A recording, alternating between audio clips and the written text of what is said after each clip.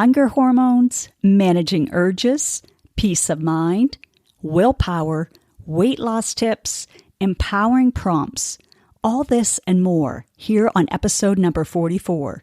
Today, I invite you to join Brigitte and me. Hopefully, I'm pretty close to her German pronunciation. She'll often use the American Brigitte pronunciation, but I think her accent is charming, and I love to honor how a person originally identifies because I think that's important. So she's a Brigitte to me. And a fun, silly share, the way I remember the ending pronunciation is by thinking, go get a room. Yep, that's my brain. So Brigitte reached out to me on LinkedIn to be a guest on our podcast called BrandsTalk, based in Austria, but of course able to serve from anywhere virtually. She asked me to share how feeling light in our heart, mind, and body impacts how we not only show up personally, but also professionally. I knew this would also help you, my listener, so join us as we come together to share from Austria and Canada.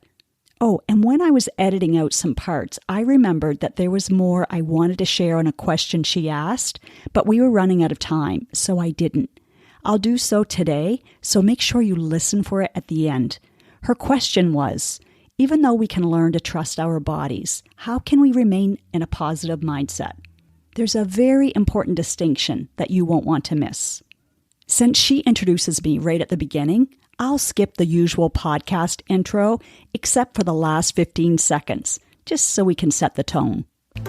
What if you could feel free, yet in control around food for the rest of your life?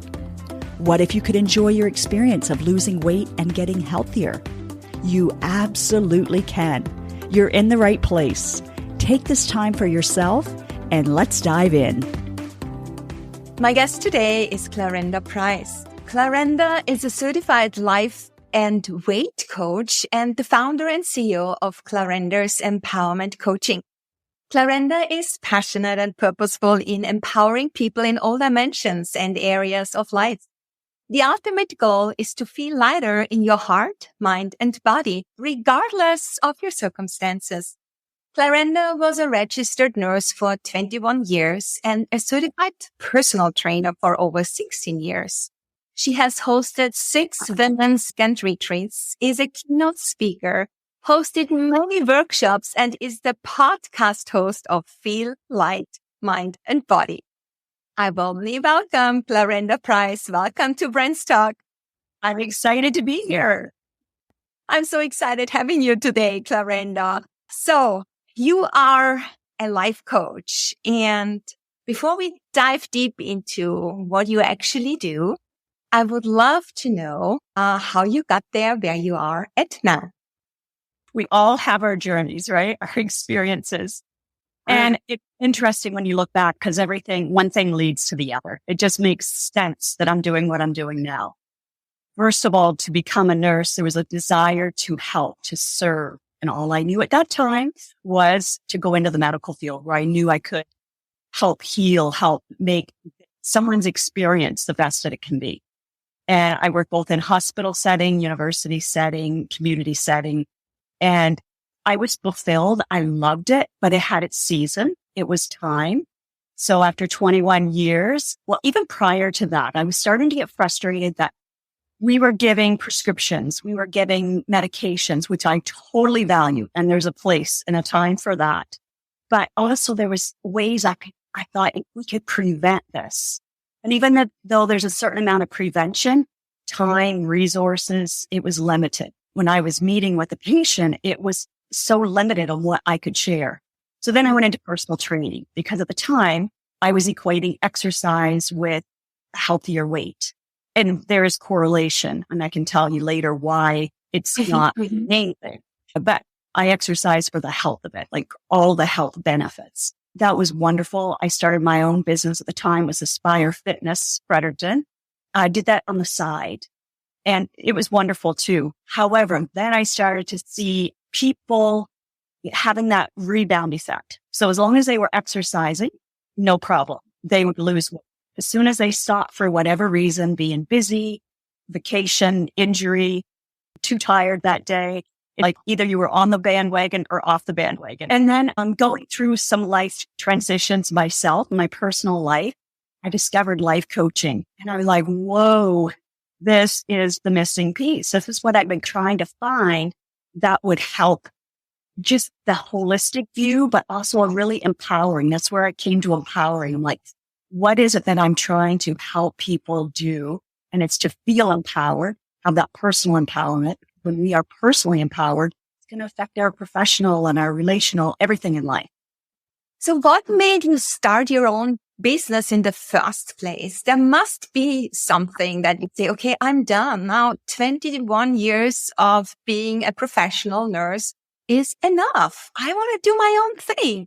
So what made you do, or what made you make this decision to go that path and that journey into the unknown? You don't know what's going to happen, right? So what was it? It just seemed like the next natural thing to do. When I first started it, it was when I was doing personal training and teaching group fitness. So yeah, I was teaching 10 classes a week and I was working for others like the YMCA, volunteering there and getting paid in another gym. But I also had a home studio. And I guess I liked having my own agency, like knowing what I wanted to create, when and how. And one of my values is relationships and the authenticity. And I wanted to be able to be truly me with these people and not have to fit some norm. So I guess there was always an entrepreneur spirit within me and it felt the natural thing to do. Yeah. Great. Let's talk about your life coaching business. So your coaching philosophy emphasizes feeling lighter in heart, mind, and body. How do you incorporate this holistic approach? Because it's something holistic. There is many factors coming in into your weight loss coaching. First, to separate, I do life coaching just on life stuff that we all have, irregardless whether someone wants to lose weight or not. And those are private sessions that I do that with males or females, doesn't matter. But when I do the Feel Light, Mind, and Body, which is the 18-week course, that is women only. And that's because we also have a community component. And I wanted everyone to feel safe. And the feedback I was getting when I did research prior to that was they want to be able to talk about the hormonal stuff. They want to be able to show their before and after pictures without feeling any discomfort from just having another gender in there. So I respected that in that area. One lady that I'm just sharing her testimonial today, she came to me for weight loss coaching, but 80% of our sessions, at least, maybe 90, have been on life coaching issues. So very little like on the how, but she just dropped 25 pounds through our sessions because she wasn't eating her emotions. She wasn't eating for distraction, to get relief. There were other ways, and she was starting to learn, because we're all in that journey, of managing her mind, her thoughts, and therefore her feelings.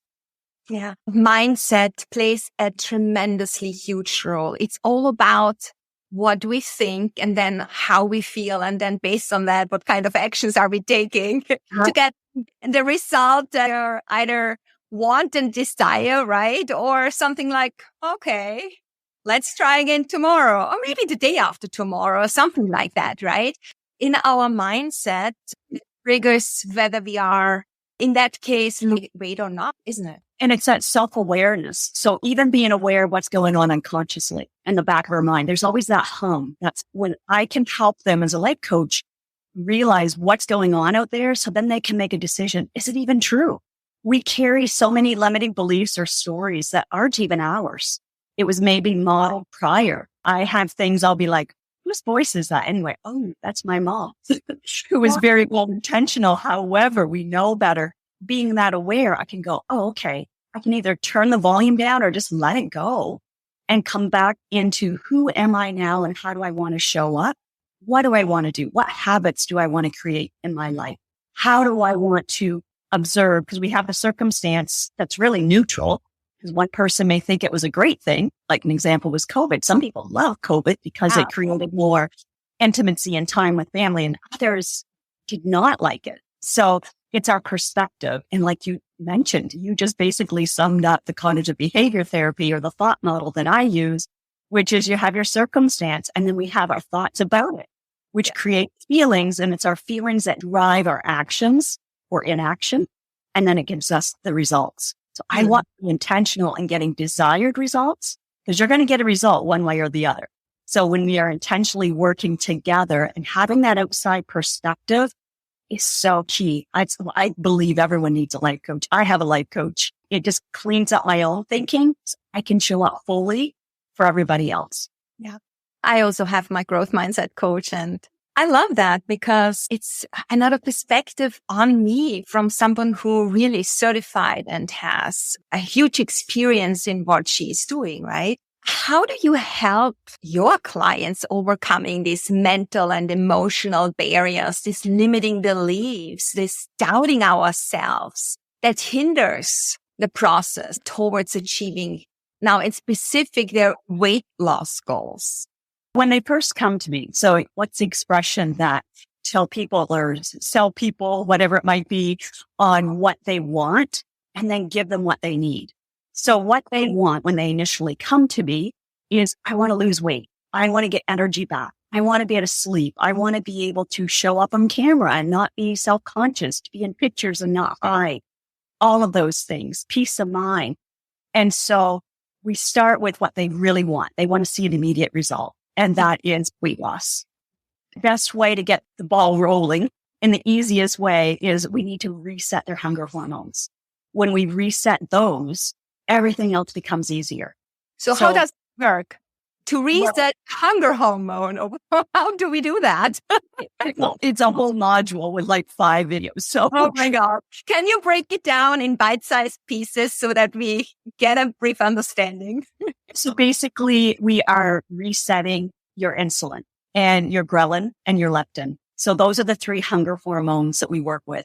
Once the main key one is insulin. When we can get insulin under control and not constantly in your bloodstream, then your ghrelin and leptin will work no problem. So that's what we focus on first. And basically, as long as you're putting food in your system, it breaks down into glucose. Whenever there's glucose in your bloodstream, the pancreas will release insulin. As long as there's insulin in your bloodstream, which we need a certain amount, right? That's how we were designed to survive. But we were also designed that whatever wasn't used for energy goes to our fat stores.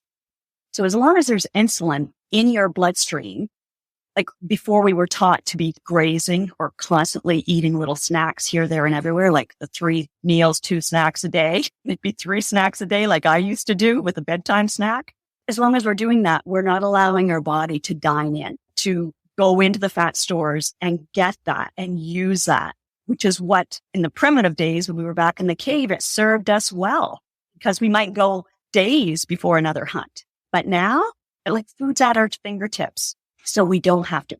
However, when you are eating processed foods, high carbs, high sugar, and trust me, I love my carbs, and they have good quality carbs. They are great, especially for females. Males tend to do better with the keto. I'm not here to bash any program, but I like to make sure, however we're doing it, it's sustainable and doable for life. I could not do keto for life. I love my sweet potatoes. I want yams when I want it, that type of thing. Yeah, once we can reset our hunger hormones, everything else is easier. We'll have less urgency. Where I was going with that is the urges come from when we have processed foods, especially. There is an extra release of dopamine. You think of if you eat an orange, right? You're getting the fiber in it. You're getting a certain amount of sugar, all good, all natural. To me, God created it. It's great to eat.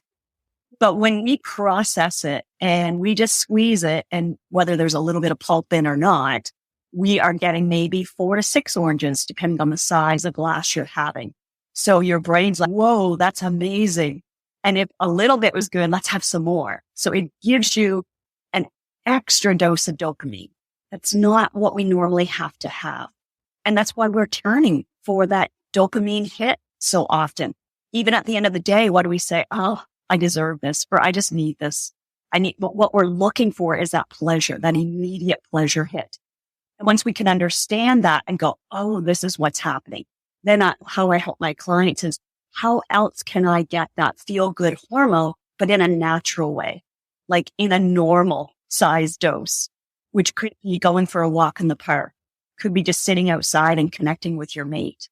It could, like, there's just so many ways that you can get that, even just going within, and centering yourself and thinking about all that you do appreciate in your life. That is also a release. Okay. You mentioned that we have food on our fingertips and we are not giving our bodies enough time to digest. So there is no break for the body to, recover. And there's the so-called intermittent fasting, right? I like to do that, the 16-8, for example. So what do you think about that? Well, again, I don't want to be associated with keto so much just because there are benefits to it, especially if you're diabetic and from the medical perspective. But what I find, so many of my clients come to me after doing that because it wasn't sustainable. They couldn't do it for life. I believe once we reset the hunger hormones, then you can trust your body. So we use a hunger scale and then we check in with it. I used to believe my 6 a.m. boot camp ladies, I used to preach to them, don't show up in class here unless you've had at least like a banana with peanut butter. I was convinced that you needed to eat first thing in the morning. I compared it to the fire to add more fuel to the fire. So I've just been amazed at how easy it is to maintain weight now without even exercising. I exercise less. I still do. I still think it's important, but it doesn't be an hour. It could be a 20-minute hit. It could be just lifting weights for 20 minutes and maybe 3 times a week instead of every day. And so it is quite amazing. But what I do is I say we extend our fast. I don't call it intermittent fasting. I call it just extending your fast until you're truly hungry and recognizing what is truly a hunger signal, because your leptin and ghrelin, if they're not in alignment, you can't feel that sensation of satiety. You don't know when you're full. Your belly's not even giving the growls like it used to. So some of the women are like, oh my gosh, it felt so good, but strange to actually feel hungry for the first time. Because before it was mine. Oh, it's 3:00, snack time. Oh, it's time. Instead of really, and that's part of the empowerment, I think, as well, as you just feel like, I trust my body. I know my body. It's going to be okay. And even if I'm out and I do actually get hungry and I go a little bit longer, I'm like, I go to my butt. It can get a little bit of extra right there, right now.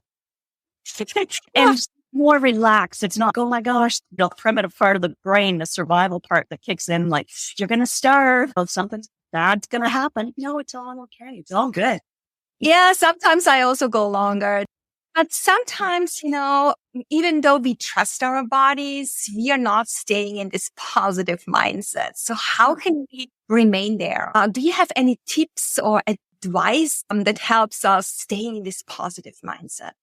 So there's lots of tools and tactics. And what I like to teach people is to be independent with them as well. Again, there's 10 modules in my course with like 5 to 7 short videos. And so that is one whole module. But I will say, what can I share now that would be helpful? There's 2 things, really. One is I teach you how to allow an urge to be there. Being able to get agency over that and realize urge is an emotion and emotions that come in waves. So what feels like, oh, this is awful. If we let it peak, we let the wave peak, guess what?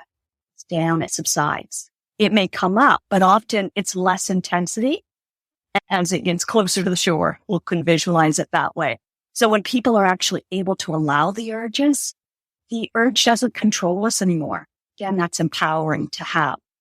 Until that happens, so there's other steps. So it might be using other things like getting outside of the house, removing yourself from the situation, having a cup of tea and something warm and soothing rather than that. And that's all good. But my ultimate goal with my clients is to get them there from internal, not needing anything external. Otherwise, what if you're having this urge and there's no tea in the house? There's nothing else that's going to work, or you can't escape. You can't get out of the house for whatever reason to go for a walk. Then what? That's where we use whatever works at the beginning, transition into being able to do that yourself. Self-coach is what we call it. And then one of the ways too is just there's 2 ways you can say it, thought download or a brain dump.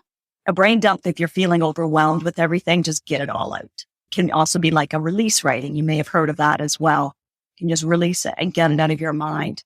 Whereas with the thought download, I like to look at it and actually see what's going on back there in my mind.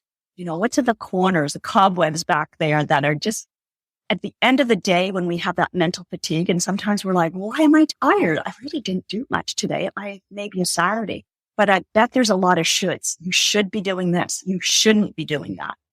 And when you start to realize and you get it down and you write it all out, and then you can look at it again, you can ask, whose voice is that? Whose expectation is that? Is it even true? I have looked at things before, and when you actually look at it, you're like, oh my gosh, that's not true. And how is it not true? And then if it is true, what can I do about it?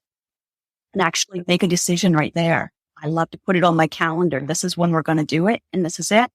We're not doing this on a Sunday because this is my day to recharge.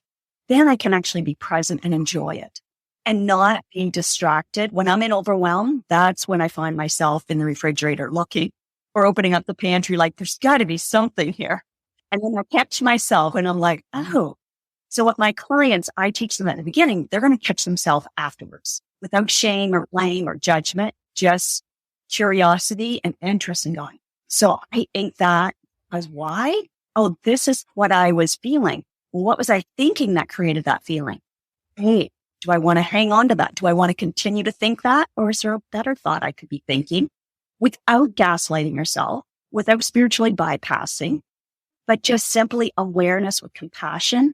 And from that place of love, like magic happens. It really does. And then the next phase is when they're catching themselves maybe partway through. And how often have we thought, I've eaten half the bag of chips, I'm also finishing off. Or there's just a little bit of ice cream left. Instead, when they start to practice stopping in the middle of it, hey, I'm free to do that, but I'm also wanting to be in control of future self, not just my immediate pleasure. And then the next step would be recognizing it right before you take action. Like, I'm having this urge and I can just sit with it. I can hit the pause button. So how can I make this happen? See my future self. So I will drop the spoon and put it back into the freezer. Well, a couple of things. Part of this is we do the work prior to it. In the course, one of the reasons why we're being intentional and doing the course is you actually go through and you can write a letter to your past self. You can visualize and write a letter from your future self to your present self. So your future self is a person who has reached her goals.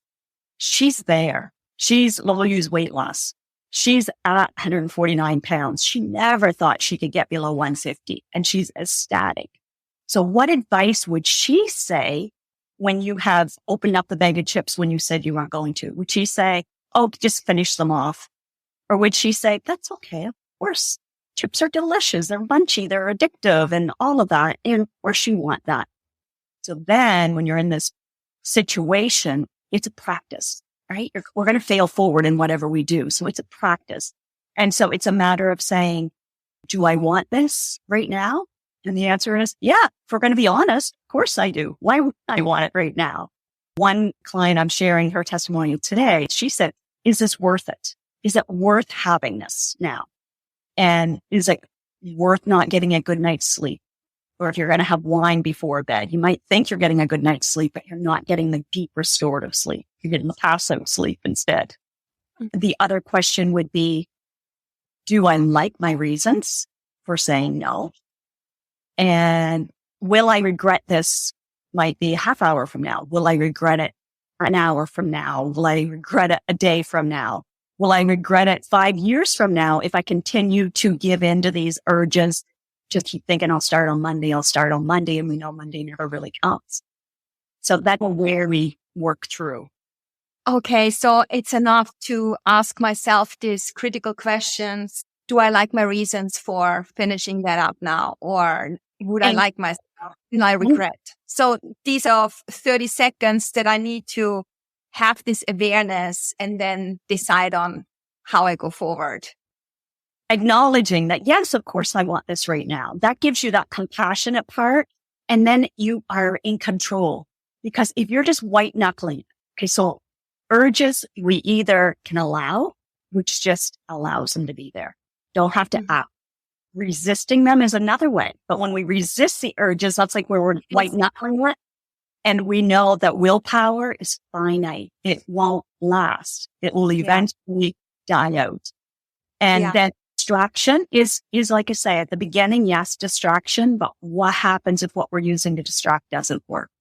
But, I'm not saying there's anything wrong with substituting having some veggies instead of chips.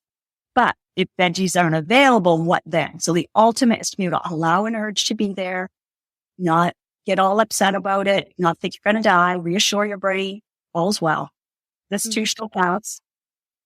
Okay, this is enough pre-work to be done because you mentioned write a letter to your future self. And when you're an entrepreneur and you're busy all day, you don't have the time to write a letter to your future self before you start eating because you are craving food. You haven't eaten for like 5 hours, 6 hours, 10 hours. When you are working for a company, you maybe have only 30 minutes to have some food.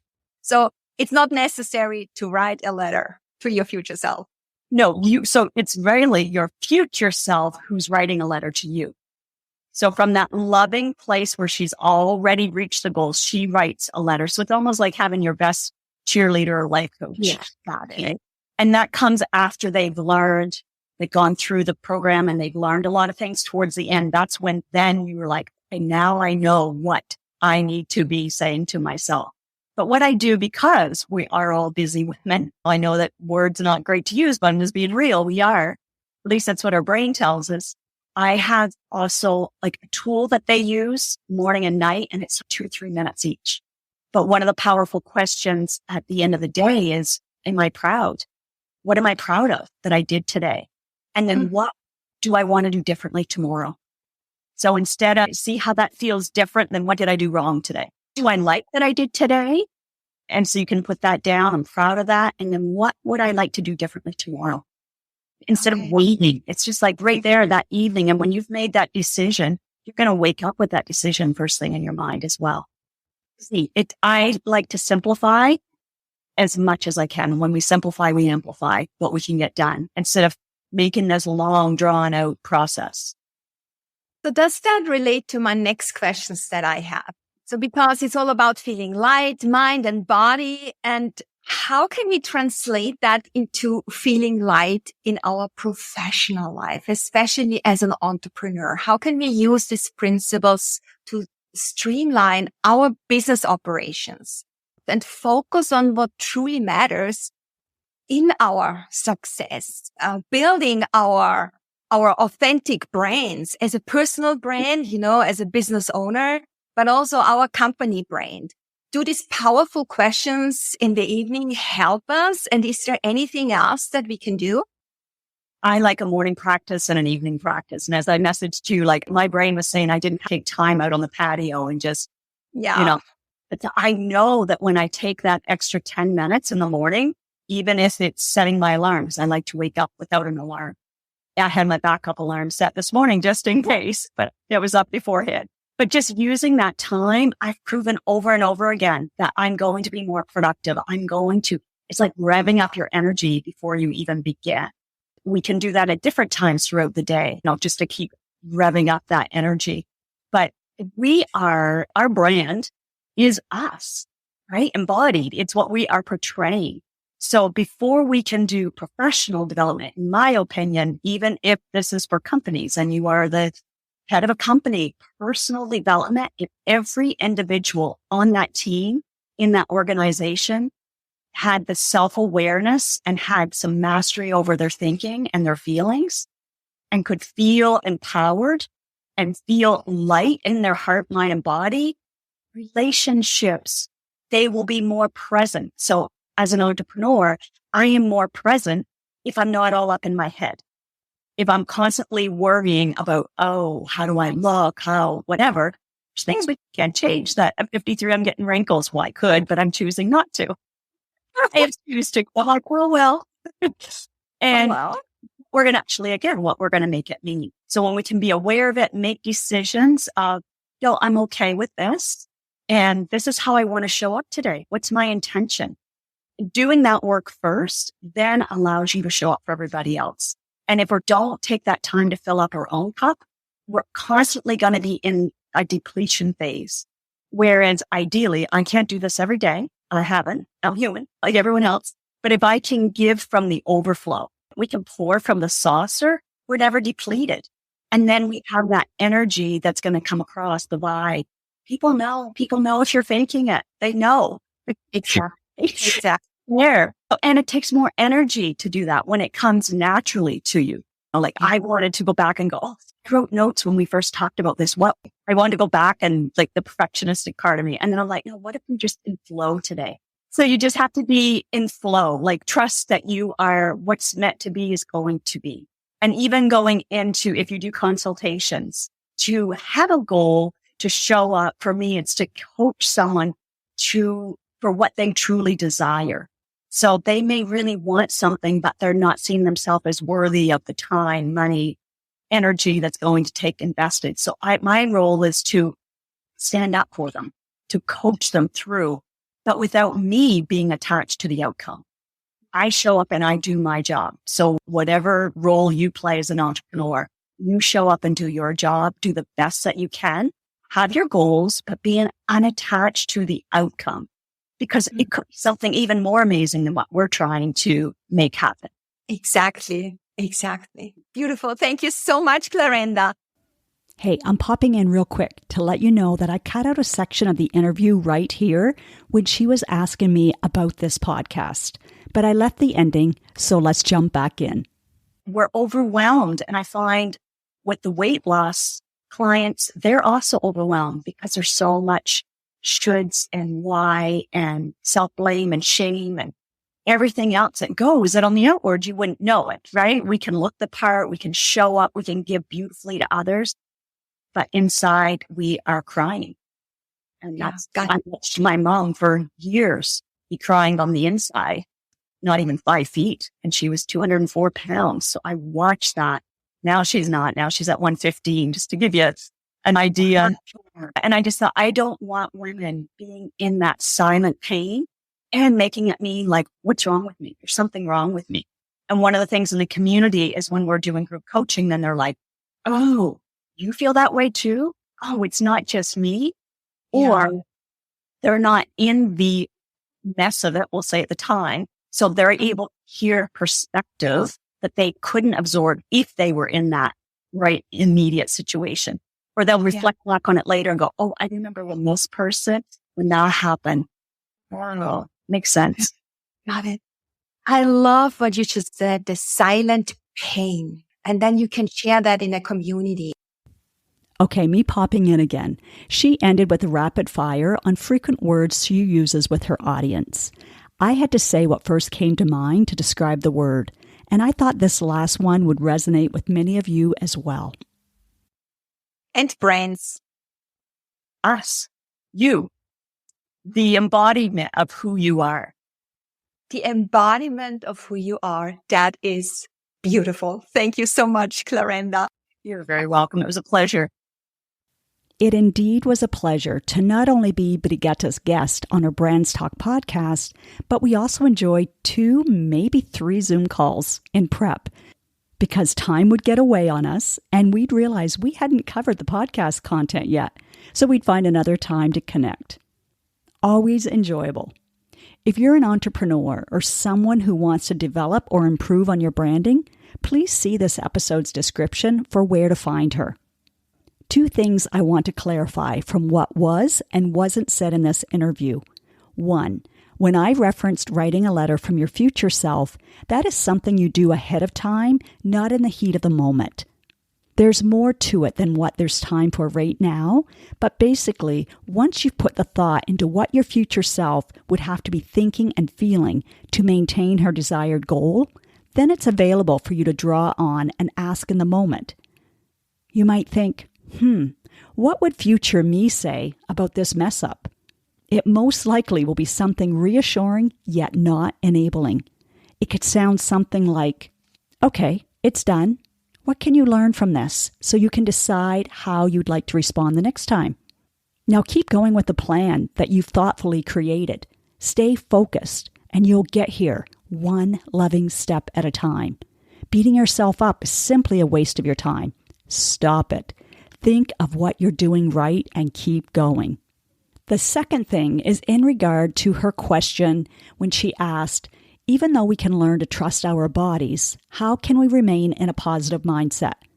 So yes, what I said in context to the subject at hand was accurate, but I feel to also acknowledge that there are times we don't want to be in a positive mindset. There are circumstances that in order to stay in a positive mindset, it would take a lot of spiritual bypassing, maybe gaslighting ourselves and living somewhere in la la land. That really needs to be a future podcast, and maybe I'll add that to the list. Let me know if you'd like that. But here's a quick life example. I don't want to feel positive when I've just heard about someone being murdered. I want to allow the anger and feelings of injustice to be there. Then eventually we can process them. So as your coach, I wouldn't try to get you all positive, but I would help you sit with the varied emotions. Then when you're ready, guide you in processing them rather than eat or drink for relief, distraction, or comfort. Okay, I hope you found this valuable. And if you did, it would mean so much to me if you take a moment to share this episode, even with one person. As we expand our reach, more people can feel empowered to experience a healthier and lighter life. There's enough darkness in the world, so help me share some light and let's make a difference together. Today especially, check out the show notes or this episode's description, as this month, September, there are 2 important things happening. First off, there are 3 free masterclasses where we'll bust through the 3 myths holding you back from feeling lighter.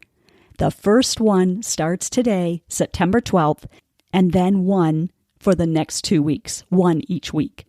You can click the masterclass link to reserve your time. These won't be offered again until sometime next year. The second opportunity for you is a fresh start. Feel lighter in 2 weeks. That happens virtually September 18th to October 1st for only $49 Canadian to give you a taste of coaching and what the full Feel Light Mind and Body program is like. And that will start in October. If you decide to do the full program, well, I'll give you a $50 coupon towards it. So how fun is that? Also happening October 13th to 15th is the Feel Light Heart, Mind, and Body Women's Weekend Retreat. When you click on that link, you'll learn what a beautiful experience it'll be and can book your free 20-minute consult call with me. At the time of this recording, I've had the pleasure of 7 consults, and 6 of those ladies have said, yes, please, I need this. No, they don't all know each other, but they soon will. I'd love to chat with you to see if this is what you would love to experience as well. It'll be the 7th time I've hosted a retreat, and it's my very favorite way to serve you. All right, are we ready to shine a little brighter, feel a little lighter, and make a difference this week? Let's go. Now, do yourself the biggest favor. From love, take at least one action step from what you learned today. Knowledge without application won't give you the results that you desire. Let me know on Instagram, Facebook, LinkedIn, wherever, what you are choosing to do and when. And yes, please leave a podcast review wherever you are listening to this. When people read your words and can see themselves in them, then you are contributing to women empowering other women. And that feels amazing. You just might change or save a life today.